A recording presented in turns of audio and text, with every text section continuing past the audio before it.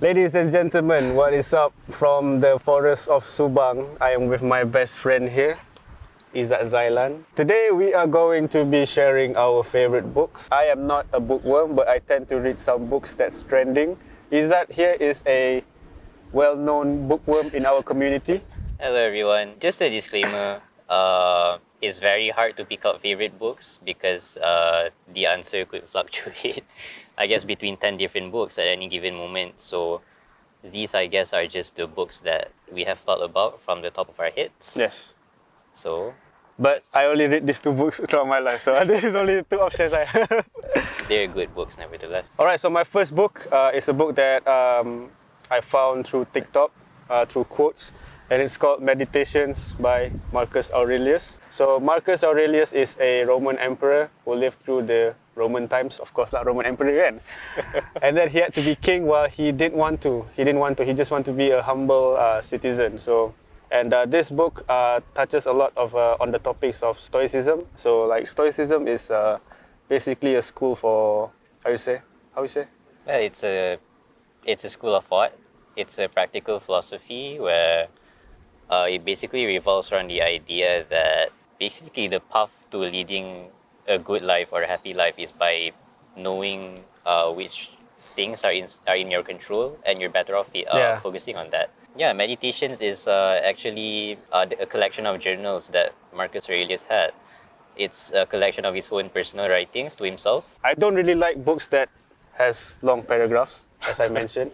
So I have a very short attention span. And this book, the structure of this book is very nice. It's in point form, so you get numbers, and then you can just basically flip through every pages, and each page has a different meaning. You can pick up, and then you can just turn a random page, and then each quote is different, and you can process it the way you want it. Very good book, Meditations. It's one of the best books on Stoicism if you want. One of my favorite books for the past few years, something called Lincoln's Melancholy. It basically explores how Abraham Lincoln, one of the, I think, most well-known presidents of the United States, he actually struggled with depression for most of his life. And I have turned to this book many times because I think it's a hopeful read, because I believe a lot of us struggle with mental health issues, even if you don't talk about it. It's hopeful and refreshing to know that he struggled with crippling depression for most of his life. He lost his mom at an early age, his sister as well. He grew up with an abusive dad, and later on in life he lost a romantic partner. Yeah, he had to struggle through his career as well as a practicing lawyer. It might seem like a really hopeless struggle, but then the Civil War happened. Yeah, basically it seemed like the end of the world at that time, because the northern and southern states were at war. When wasn't it Iron Man and Captain America? No, sorry. A lot of people were driven to the edge, and it was an event that broke most people. He wasn't broken. He wasn't driven to the edge because it was something that his life had prepared him for. Yeah. And at this time he was able to have empathy for people that he was leading. Yeah. Even people he didn't necessarily agree with.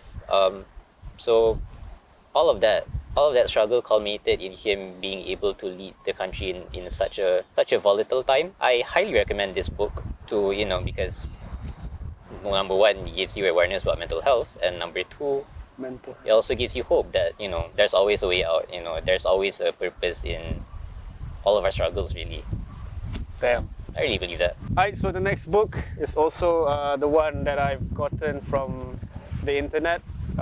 It's by Jordan Peterson, who is a clinical psychologist and also a very controversial figure in free speech, I think. Not free speech, how you say? In motivational speaker. He's a bit controversial. His book is a very nice one, which is called 12 Rules of Life.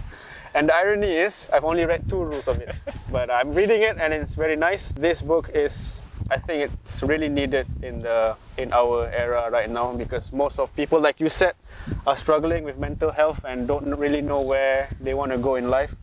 And then this book is really, it's just like a father figure talking to his sons on how to basically straighten up and be a man or a woman.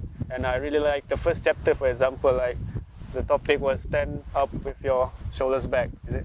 stand up straight with your shoulders back. Basically teaches you to stand your ground, and if you believe in something, just go for it, and don't just give up when there's a huge wall. You just need to persevere and try and get over it. I have to be honest, it's a very long read. Sometimes Jordan Peterson goes into too much detail, especially the lobster.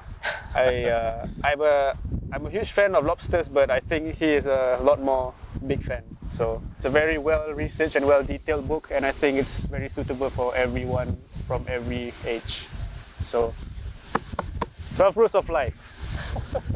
The next book that I've got is something called Master by Robert Greene. He is one of my favorite authors. I have read all of his books actually. But yeah, I think this is one of the very best books you can find on creativity, as well as on, I think, guidance when it comes to deciding on a career path. The basic premise of this book is that every single one of us is born with a natural inclination towards a field or a craft. Let's say I was born with a love for words or writing. Maybe Ilham here, he was born with a love for, cinematics. So what the book is trying to tell us is that following this path, following that natural path that we have inside of us, is really the way for us to become our most creative, as well as to lead a very purposeful life. A purposeful and fulfilling life. Yeah, I guess the problem is not many of us actually take the time to reflect on what we loved as children. But yeah, those are things that are very important, and they shape who we are into the rest of our lives. It's a very dense read. Most of his books are like that. I advise you to be really committed to them. It's going to be quite an intense read, but very good. So Izzat, what do we have here? So this is a novel actually called The Master Margarita by this guy named Mikhail Bulgakov. This was his one song. He was his last piece of writing ever. It's actually a very wild, very trippy story. So this book is actually about it criticizes the Soviet Union. This is about the devil visiting the Soviet Union and basically humiliating the elite society there, especially the writers, the creative people there, because of them not having anything important or daring to say in their work, or rather they were just doing things and saying things to please their government. Overall, it's a really fun read. It has a lot of satire in it, a lot of fun characters, that make the story very wonky, very dreamy. Yeah, I highly recommend it. Okay, it's raining. So it's raining now. Okay, so if you guys have any other book recommendations that we should read, please share below. Thank you so much, Izzat, for being in this video. Thank you so much for bringing your books. It's raining, so bye-bye.